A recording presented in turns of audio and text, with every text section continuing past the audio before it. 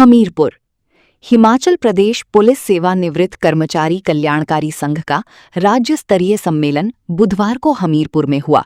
इसमें सैकड़ों पेंशनरों ने भाग लिया तथा मांगों पर विस्तृत मंथन किया गया। सम्मेलन की अध्यक्षता कर रहे संघ के प्रदेश अध्यक्ष चमन लाल ने पेंशनरों को पेश आ रही समस्याओं के बारे में बात रखी। इस दौरान सामने आया कि पेंशनरों को उनके देय लाभ प्रदेश सरकार की तरफ से जारी नहीं किए जा रहे हैं। ऐसे में पेंशनर्स सरकार से नाराज हैं। 2016 से लेकर 2022 तक देय भत्ते जारी नहीं होने तथा मेडिकल बिलों की अदायगी में देरी का मुद्दा सम्मेलन का मुख्य मुद्दा रहा। इसके साथ ही पेंशनर्स के हकों को लेकर मिलने वाली सुविधाओं पर मंथन किया गया।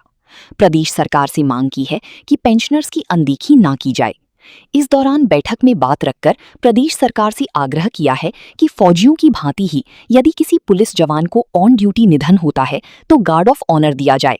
कैंटीन की मोबाइल सुविधा भी पुलिस पेंशनर्स को उपलब्ध करवाई जाए। वहीं पेंशनर्स जब अपने पुलिस विभाग में कार्यकाल के दौरान किए केस की एविडेंस पर जाते हैं तो कोई किराया भत्ता नहीं दिया जाए, जबकि पेंशनर्स को किराया भत्ता तथा रहने का प्रबंध होना चाहिए।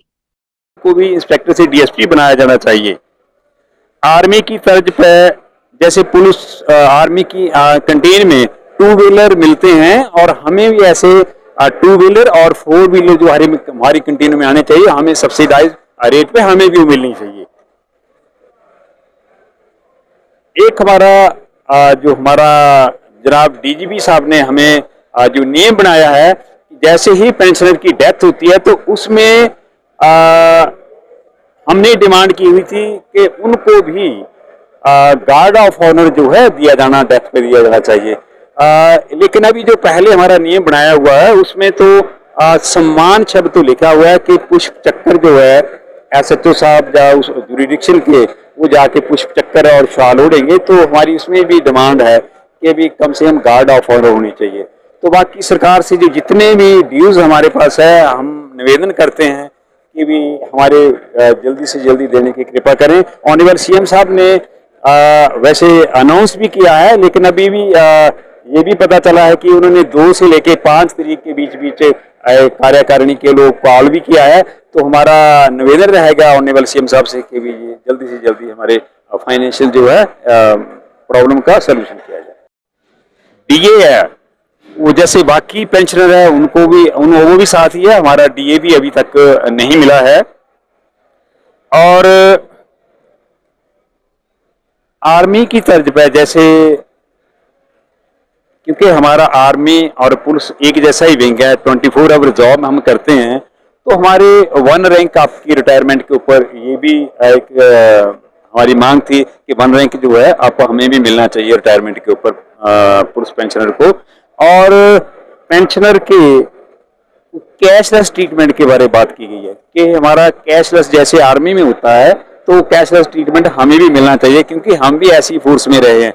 और देखो कि हमने इतनी मजबूरी में लोग रह रहे हैं कि भी बुढ़ापे में बीमारियां ज्यादा हैं, टेस्ट करवाने से ही डरते हैं। हमारे से तो अच्छे जो ईपीएफओ वाले हैं वो बड़े बड़े हॉस्पिटल में जाके फ्री टेस्ट करवा रहे हैं, अपने इलाज करवा रहे हैं, लेकिन हम तो उसलिए भी कतराते हैं।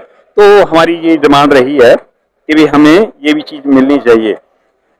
सेना की तर्ज पर जो हमें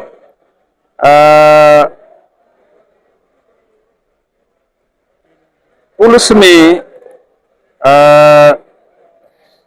जैसे भर्ती में निर्धारित कोटा है आर्मी पेंशनर का, ऐसे हमारा जो है हमें भी वो कोटा मिलना चाहिए पुलिस पेंशनर को भी।